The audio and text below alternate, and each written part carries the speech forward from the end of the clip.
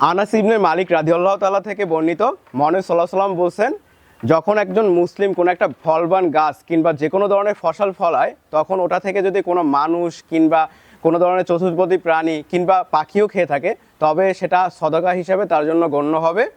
আমরা সাধারণত যেসব সোয়াব কামানোর চেষ্টা করি, সেটা আমরা আসলে মৃত্যুর পরে আর কামাতে পারি না, এটা ডেডলাইন আসলে মৃত্যু।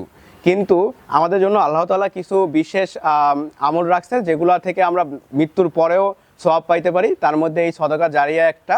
আমি আপনাদের সাথে একটা ওয়ান্ডারফুল গল্প শেয়ার করি। এটা আমি শুনছিলাম আমাদের সবার প্রিয় আহমদুল্লাহ হুজুরের কাছ থেকে।